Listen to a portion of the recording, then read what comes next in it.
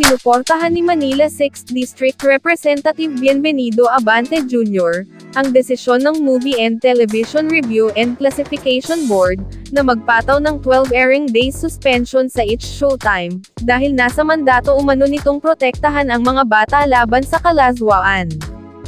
Matatanda ang September 4, 2023, nang inilabas ng MTRCB ang pagpapataw nito ng suspensyon sa each showtime, kaugnay ng pagkain ng icing ng cake ni na Vice Ganda, at Ayon Perez sa segment na Isip Bata.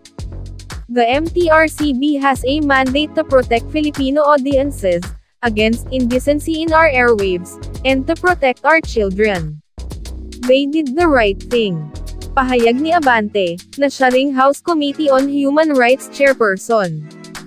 Ayon pa kay Abante, maituturing daw na justified ang desisyon ng MTRCB, dahil nagsisilbi rin umano itong mensahe para sa television show producers, at mga artista na madalas nakakalimot, at nakakapagpalabas ng mga hindi naaangkop para sa mga batang manonood.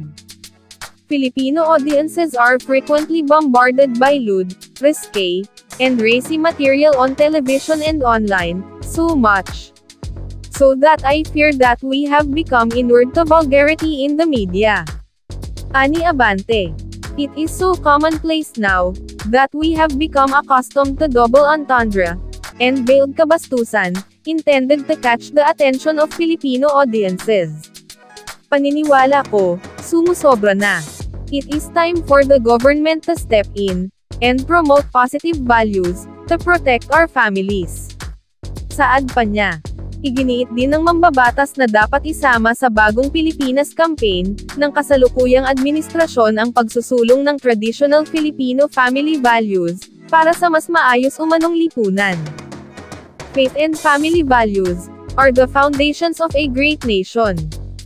We should vigilantly guard against the erosion of these values, because if we teach our people to accept minute doses of immorality, they will eventually develop a tolerance to immorality, on a grander scale. Ani Abante, matatanda ang inilunsad ng Malacanang ang Bagong Pilipinas campaign, noong Hulyo bilang bago umanong brand ng governance, at leadership ng administrasyon ni Pangulong Ferdinand Bongbong Marcos Jr.